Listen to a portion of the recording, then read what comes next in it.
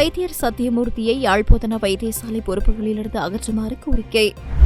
நாடாளுமன்றத்தில் ஜனாதிபதியால் விடுக்கப்பட்ட பகிரங்க அறிவிப்பு. நாடாளுமன்ற உறுப்பினர் பதவியிலிருந்து விலக தயார், ஆளும் தரப்புக்கு நாமல் சவால். பரீட்சைகளில் நாமல் செய்த மோசடி, சபையில் அம்பலம். இந்தியாவின் விருப்பத்துக்கு அமைய மாகாண சபை தேர்தல் நடத்தப்படக்கூடாது, சரத் வீரசேகர தெரிவிப்பு. வனுவாட்டு தீவில் ஏற்பட்ட நில அதிர்வு, அவசரகால நிலை பிரகடனம். ஒவ்வொரு வாரங்களிலும் ஞாயிற்றுக்கிழமைகளில் நேரலையில் இணைந்து கொள்வோம் ஊடரப்பு நிகழ்ச்சியின் ஊடாக.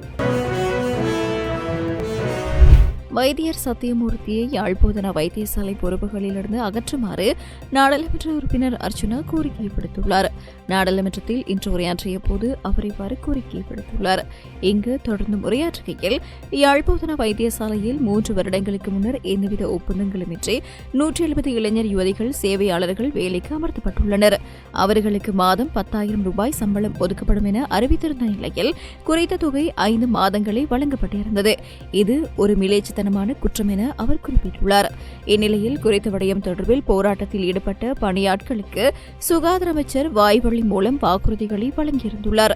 இதையடுத்து போராட்டத்தில் ஈடுபட்ட பணியாட்கள் வைத்தியசாலை சென்றபோது வைத்தியசாலை பணிப்பாளர் தங்கமுத்து சத்தியமூர்த்தியால் மிலேச்சத்தனமாக மிரட்டப்பட்ட காவலாளிகளால் வெளியேற்றப்பட்டதாகவும் அர்ச்சுனா தெரிவித்துள்ளார். இதன்போது அவர்கள் தன்னுடன் தொடர்பு கொண்டு தீர்வினை பெற்றுத்தருமாறு கோரிக்கை விடுத்திருந்தனர்.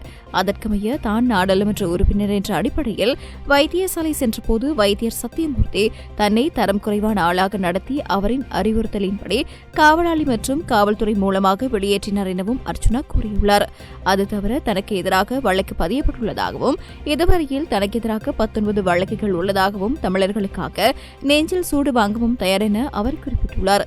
இதன்போது அவர்கள் தன்னுடன் தொடர்பு கொண்டு தீர்வினை பெற்றுத் தருமாறு கோரிக்கை விடுத்திருந்தனர்.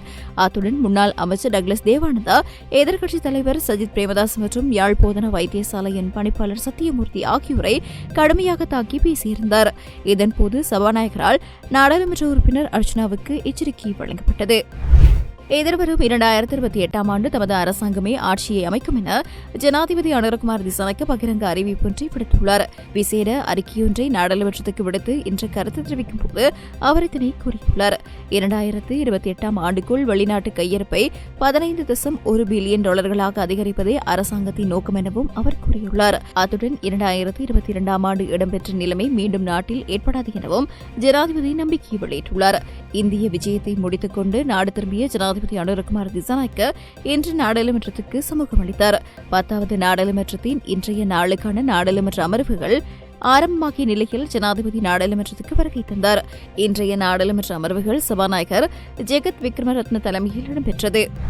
தனது கல்வி தகமை தொடர்பான குற்றங்கள் நிரூபிக்கப்பட்டால் நாடாளுமன்ற பதவியிலிருந்து விலகுவதாக மொட்டு கட்சியின் நாடாளுமன்ற உறுப்பினர் நாமல் ராஜபக்ஷ பகிரங்க அறிவிப்பொன்றை விடுத்துள்ளார்.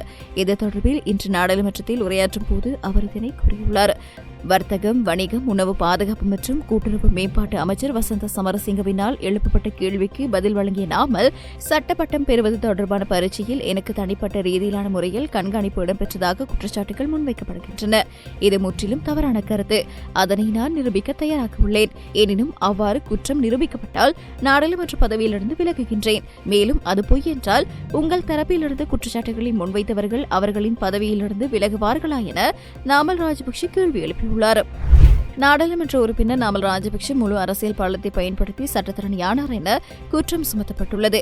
அமைச்சர் வசந்த சமரசிங்க நாடாளுமன்றத்தில் உரையாற்றிய போது இந்த குற்றச்சாட்டை முன்வைத்துள்ளார். நாமல் ராஜபக்ஷ குளிரூட்டப்பட்ட அறையில் பரீட்சை எழுதியதாகவும் பரீட்சை வினாத்தாள் முன்கூட்டியே வழங்கப்பட்டதாகவும் இணைய வசதியுடன் கூடிய கணனி வழங்கப்பட்டதாகவும் தகவல் கிடைத்துள்ளதாக வசந்த சமரசிங்க தெரிவித்துள்ளார். தாய் தந்தைக்கு தங்களது பிள்ளைக்கு பென்சில் ஒன்றை வாங்கிக் கொடுக்க முடியாத அளவுக்கு பொருளாதாரத்தை சீரழித்து பிள்ளைகளின் கல்வி முடக்கியவர்கள் இன்று கல்வி தகமை பற்றி பேசுவதாகவும் அவர் தெரிவித்துள்ளார். இங்கு தொடர்ந்தும் கூறுகையில், ஜெயவர்தனபுர பல்கலைக்கழகத்தின் பேராசிரியர் ஒருவர் தனக்கு விடுக்கப்பட்ட கொலை மிரட்டல் குறித்தும் எங்களிடம் கூறினார். நாமல் ராஜபக்ஷ சட்டத்தரணி பரீட்சை எழுதிய போது பல்வேறு முறைகேடுகளில் ஈடுபட்டதாக தற்பொழுது சுவிட்சர்லாந்தில் அரசியல் தஞ்சம் கோரியுள்ள ஒருவர் குற்றம் சுமத்தியுள்ளார். இந்த விவகாரம் தொடர்பில் விசாரணை நடத்தப்பட்டால் எந்த நேரத்திலும் இலங்கை திரும்ப தயார் எனவும் அவர் குறிப்பிட்டுள்ளார். 2011 ஆண்டு முதுமானி பட்டம் பெற்றுக்கொள்ள நாமல் முயற்சித்த போதும் அதற்கு பல்கலைக்கழகம் இடமளிக்கவில்லை என வசந்த சமரசிங்க மேலும் தெரிவித்துள்ளார். இந்தியாவின் விருப்பத்துக்கு அமைய மாகாண சபை தேர்தல் நடத்தப்படக்கூடாது என ஸ்ரீலங்கா பொதுஜன பெரமுனவின் முன்னாள் நாடாளுமன்ற உறுப்பினர் சரத் வீரசேகர தெரிவித்துள்ளார். ஜனாதிபதி அனுரகுமார திசாநாயக்கவின் இந்திய விஜயத்தின் போது மாகாண சபை தேர்தல்கள் அடுத்த வருட நடுப்பகுதியில் நடத்துவதற்கு உறுதியளிக்கப்பட்டுள்ளதாக வெளியாகியுள்ள செய்திகள் குறித்து கருத்து தெரிவிக்கும் போது அவர் இதனை குறிப்பிட்டுள்ளார். இங்கு தொடர்ந்தும் கருத்து வெளியிட்ட சரத் வீரசேகர, ஜனாதிபதி அனுரகுமார திசாநாயக்கவின் இந்திய அரசுமுறை விஜயத்தின் போது கைச்சாத்திடப்படும் ஒப்பந்தங்கள் குறித்து விசேட கவனம் செலுத்தியுள்ளோம். இலங்கையின் இறையாண்மைக்கு பாதிப்பு ஏற்படுத்தாமல் இரு நாடுகளுக்கும் நன்மை பயக்கும் வகையிலான செயற்திட்டங்களுக்கு முழுமையான ஒத்துழைப்பு வழங்குவோம். அரசியலமைப்பின் 13வது திருத்தம் மற்றும் மாகாண சபை முறைமை நாட்டுக்கு அவசியமா? அரசியலமைப்பின் 13வது திருத்தம் மற்றும் மாகாண சபை முறைமை நாட்டுக்கு அவசியமா அவசியமற்றதா என்பதை இலங்கையர்களை தீர்மானிக்க வேண்டும்.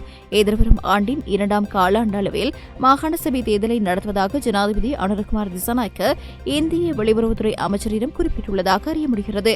அரசியலமைப்பின் 13வது திருத்தம் இந்தியாவினால் பலவந்தமான முறையில் நடைமுறைப்படுத்தப்பட்டது. ஆகவே இந்தியாவின் விருப்பத்துக்கு அமைய மாகாண சபை தேர்தலை நடத்துவது முறையற்றது. மாகாண சபை தேர்தல் குறித்து மக்கள் எவ்வாறான நிலைப்பாட்டை கொண்டுள்ளார்கள் என்பதை அரசாங்கமும் இந்தியாவும் விளங்கிக் கொள்ள வேண்டும். மாகாண சபை தேர்தல் தொடர்பில் மக்கள் விடுதலை முன்னணியின் நிலைப்பாட்டுக்கும் தேசிய மக்கள் சக்தி நிலைப்பாட்டுக்கும் இடையில் பரஸ்பர வேறுபாடுகள் காணப்படுகின்றன. புதிய அரசியலமைப்பு உருவாக்கத்துக்காக நல்லாட்சி அரசாங்கம் முன்னெடுத்த பணிகளை நிறைவு செய்வதாக ஜனாதிபதி குறிப்பிட்டுள்ளார். சமஷ்டி முறையிலான அரசியலமைப்பு உருவாக்கத்துக்கே நல்லாட்சி அரசாங்கம் பரிந்துரைத்துள்ளது. சமஷ்டி ஆட்சி முறைமை ஒற்றையாட்சி அரசியலமைப்பின் அம்சங்களை இல்லாதொழிக்கும். ஆகவே எக்காரணத்துக்காகவும் சமஷ்டி ஆட்சி அரசியலமைப்பை உருவாக்குவதற்கு இடமளிக்க மாட்டோம் என சரத் வீரசேகர தெரிவித்துள்ளார். பசிபிக் வலயத்தில் உள்ள வனுவாட்டு தீவில் நேற்று ஏற்பட்ட நில அதிர்வு அனர்த்தத்தினால் பலியானவர்களின் எண்ணிக்கை 14ஆக அதிகரித்துள்ளது. அதுடன் தொடர்ந்தும் இடிபாடுகளில் தேடுதல் நடவடிக்கைகள் முன்னெடுக்கப்பட்டு வருவதாக தெரிவிக்கப்பட்டுள்ளது. வனுவாட்டுவில் நேற்றைய தினம் 7.3 ரிக்டர் அளவில் நில அதிர்வு பதிவானதுடன் பல பின் அதிர்வுகளும் பதிவாகியுள்ளன. இந்த அனர்த்தத்தில் 200 பேர் காயங்களுக்குள்ளாகி சிகிச்சை பெற்று வருகின்றனர். இந்த நில அதிர்வினால் அங்குள்ள அமெரிக்கா, பிரான்ஸ், பிரித்தானியா மற்றும் நியூசிலாந்து ஆகிய நாடுகளின் தூதரகங்கள் உள்ளிட்ட கட்டிடங்கள் சேதமடைந்துள்ளன. அத்துடன் அங்கு மின்சாரம் மற்றும் தொலைத்தொடர்பு சேவைகளும் பாதிக்கப்பட்டுள்ளது.